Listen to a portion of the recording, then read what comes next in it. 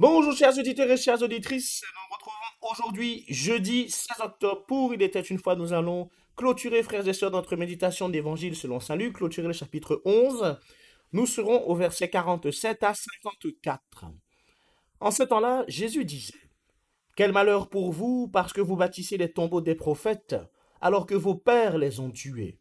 Ainsi, vous témoignez que vous approuvez les actes de vos pères, puisque eux-mêmes ont tué les prophètes, et vous bâtissez leurs tombeaux. C'est pourquoi la sagesse de Dieu elle-même a dit: Je leur enverrai des prophètes et des apôtres. Parmi eux, ils en tueront et en persécuteront. Ainsi, cette génération devra rendre compte du sang de tous les prophètes qui a été versé depuis la fondation du monde, depuis le sang d'Abel jusqu'au sang de Zacharie, qui a péri entre l'autel et le sanctuaire. Oui, je vous le déclare, on en demandera compte à cette génération. Quel malheur pour vous, docteurs de la loi, parce que vous avez enlevé la clé de la connaissance. Vous-même n'êtes pas entrés, et ceux qui voulaient entrer, vous les en avez empêchés. Quand Jésus fut sorti de la maison, les scribes et les pharisiens commencèrent à s'acharner contre lui et à le harceler de questions. Ils lui tendaient des pièges pour traquer la moindre de ses paroles. Frères et sœurs, l'évangile de ce jour est un évangile qui, eh bien, frères et sœurs, parle de la responsabilité morale. La responsabilité morale en théologie, frères et sœurs, c'est ce qu'on appellerait, entre guillemets, la culpabilité d'une personne, si vous voulez. À quel point cette personne est coupable d'une action qu'elle accomplit. Et là, frères et sœurs, aujourd'hui, le Seigneur nous parle de la différence entre une culpabilité qui est héréditaire et une culpabilité qui est historique. En bâtissant, vous voyez, les tombeaux des prophètes, comme Jésus dit, eh bien, ça veut dire que la génération actuelle cautionne le meurtre qui a été commis, puisque l'une a tué, l'autre bâtit le tombeau, donc ça veut dire poursuit et donc approuve ce que la génération précédente a fait. Vous voyez, c'est-à-dire que frères et sœurs, eh bien, autrement dit, il valide les crimes passés en perpétuant la logique spirituelle qu'il y a derrière. Et donc, il y a une forme de complicité actuelle. Et non, frères et sœurs, seulement, ce n'est pas juste le passé qui rend coupable, mais c'est vraiment la complicité actuelle. Et pour bien comprendre ce que je dis, frères et sœurs, il faut avoir deux versets en tête sur lesquels on va commencer. Le premier, c'est Ézéchiel 18, 20, qui, frères et sœurs, nous dit: Je punis la faute des pères.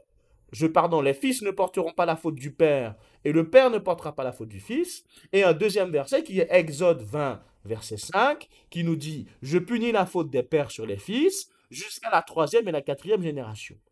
Ces deux textes-là, frères et sœurs, en apparence se contredisent, vous me direz. Mais en fait, ils parlent tous les deux d'une réalité. Donc, comme je vous disais, premièrement, de la première qui est la responsabilité ou la culpabilité volontaire, la culpabilité dont on disait qu'elle était, frères et sœurs, actuelle. Et puis la culpabilité, comme on dit, qui est vraiment une culpabilité historique, ou ben, entre guillemets, ce sont des comportements répétés qui vont avoir des conséquences sur plusieurs générations. Vous voyez, pour illustrer un peu ce que je dis, si on a une société qui est corrompue, par exemple, aujourd'hui on a une société qui est corrompue et qu'on décide de changer. Le temps que les changements que l'on fait aujourd'hui entre guillemets, prennent réellement racine et fruits, il y aura une génération, par exemple, qui sera sacrifiée. Et cette génération-là, eh bien, elle va continuer à porter, malgré elle, l'injustice d'un système qui a été fondé avant elle. Voyez? Et donc finalement, les gens de cette société-là seront coupables, mais ils ne seront pas coupables de manière héréditaire, parce que ce ne seront pas eux qui auront créé la société corrompue, mais ils seront coupables de manière, entre guillemets, historique, parce que c'est, entre guillemets, c'est, entre guillemets, eux qui sont encore dans cette étape de transition pour faire en sorte que la société soit plus purifiée. Donc, frères et sœurs, dit comme ça peut-être que ça ne prend pas encore sens, mais je m'explique, frères et sœurs. Si vous voulez, la culpabilité, comme on appelle la culpabilité donc, historique et la culpabilité héréditaire, une culpabilité, frères et sœurs, devient réellement héréditaire lorsque quelqu'un reproduit délibérément une pratique opposée à Dieu en sachant très bien qu'elle est contraire à la foi.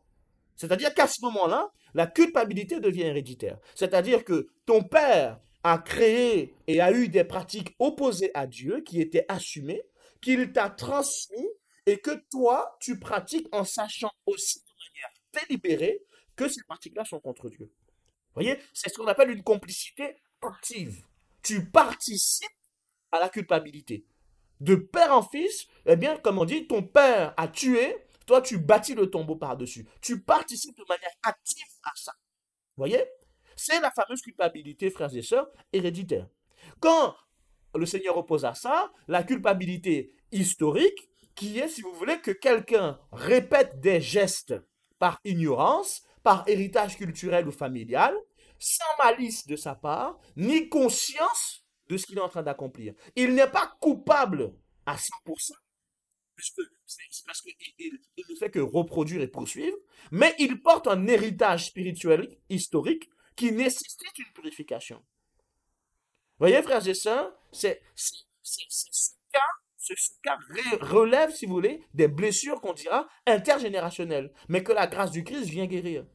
Et là, vous voyez, le Seigneur, il reproche aux pharisiens d'avoir cette culpabilité héréditaire. C'est qu'il dit, vos pères ont tué les prophètes, et vous-même, vous continuez à persécuter les prophètes en sachant très bien que ces personnes-là viennent de Dieu. Vous voyez? C'est-à-dire qu'on n'est pas dans le même cas, frères et sœurs, de personnes qui reproduisent un schéma qu'ils ont appris et qui finalement sont innocents. Ils ont une part d'innocence dedans. Vous voyez, en théologie morale, frères et sœurs, la culpabilité, eh bien, elle ne peut être pleine que lorsque il y a une intention éclairée dans l'action. Vous voyez? C'est-à-dire que, comme je vous disais, quand vous faites des gestes opposés à l'Église qu'on vous a transmis, en sachant très bien que ces gestes-là sont opposés à l'Église, vous vous inscrivez dans cette culpabilité héréditaire.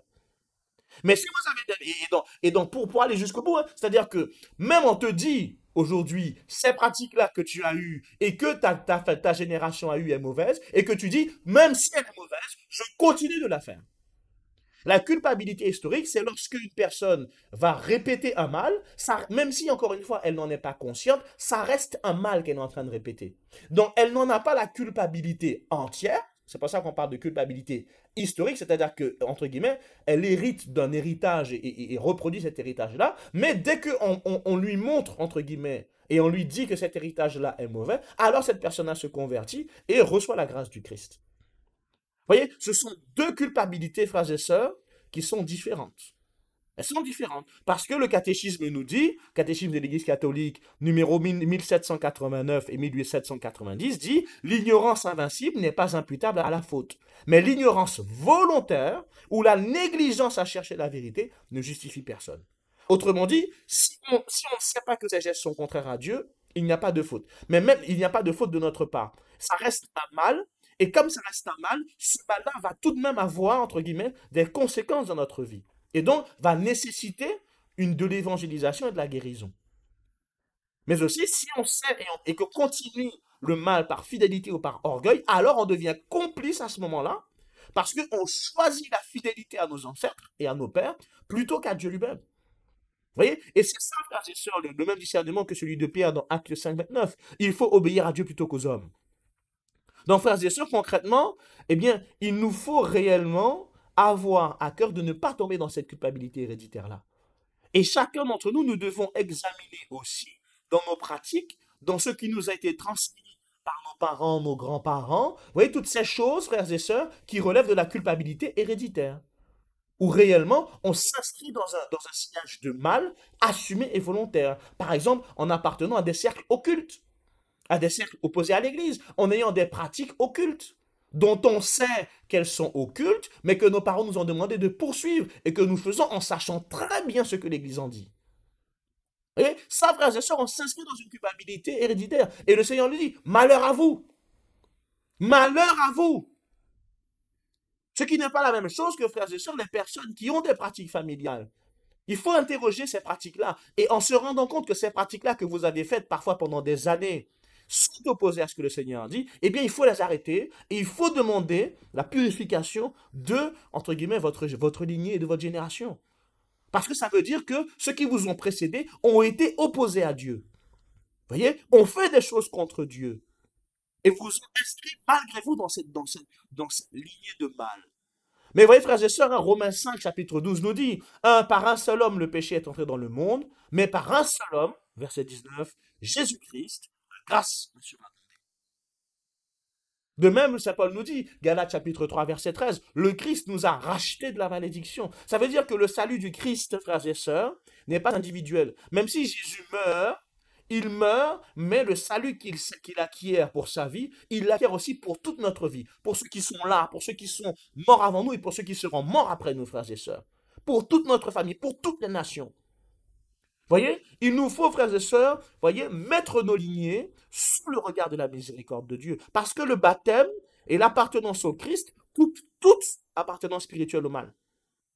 Voyez, ça efface les traces de l'ancien.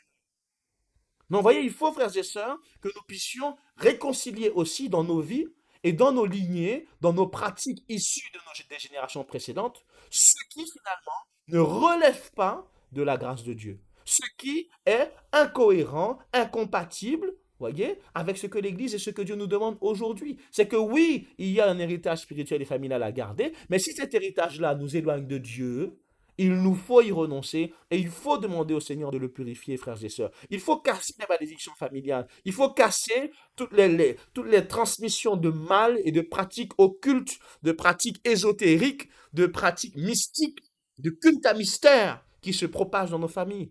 On refait les choses parce que maman a dit qu'il fallait comme ça, ou que monsieur un tel qui était notre grand-père dit de faire comme ça. Et donc chaque année on fait comme ça. On va faire ci, on va prendre des bains, on va porter tel ci, tel truc, on va faire tel rite. Il nous faut purifier nos générations de ça, frères et sœurs. Parce qu'encore une fois, hein, ceux qui, encore une fois, aujourd'hui, ont entendu ce sermon-là, et qui, sachant qu'ils ont des pratiques douteuses, ne se remettent pas en question, on n'y renonce pas. Vous étiez auparavant dans une culpabilité historique, vous entrez à partir d'aujourd'hui en écoutant ça dans une culpabilité héréditaire, si vous choisissez de ne pas revenir vers le Seigneur et de purifier cela. Et ceux qui parmi nous découvriront que dans leur lignée, il y a des choses qui ne sont pas selon ce que Dieu demande, alors mettez ça sous le regard de Dieu. Faites des messes, faites des prières, faites des ruptures de liens, faites des prières de guérison de l'arbre généalogique. Faites-vous accompagner par des prêtres pour ça. Et brisez, coupez ces malédictions-là parce qu'elles peuvent avoir encore des conséquences dans votre vie aujourd'hui, dans la vie de vos enfants. Faites cette démarche-là, frères et sœurs. Faites cette démarche-là, frères et sœurs, pour ne pas tomber dans ces culpabilités héréditaires-là. Pour laisser le péché de ceux qui l'ont fait et qui l'ont transmis là où c'est. Et ne pas permettre que ces péchés-là aient encore des conséquences dans votre vie aujourd'hui. Vraiment, Seigneur, nous prions le Seigneur, frères et sœurs, pour que le Seigneur nous aide à renoncer à ces choses-là. Prions pour que le Seigneur, qui a porté sur la croix nos fautes et celles du monde, regarde avec miséricorde notre famille. Oui, là où nos pères ont blessé ton nom, Seigneur, que tu viennes guérir. Que là où ils ont fermé leur cœur, que tu viennes ouvrir. Que là où ils ont maudit, tu viennes bénir, Seigneur. Que là où il y a des liens de haine qui subsistent, que tu viennes y mettre ta paix et ton amour. Par ton sang versé, Seigneur. Fais de nous une génération nouvelle. Arrache-nous de la culpabilité, qu'elle soit historique ou qu'elle soit héréditaire. Et donne-nous, Seigneur, d'être réconciliés, libres et fidèles à ton évangile. Au nom du Père et du Fils et du Saint-Esprit.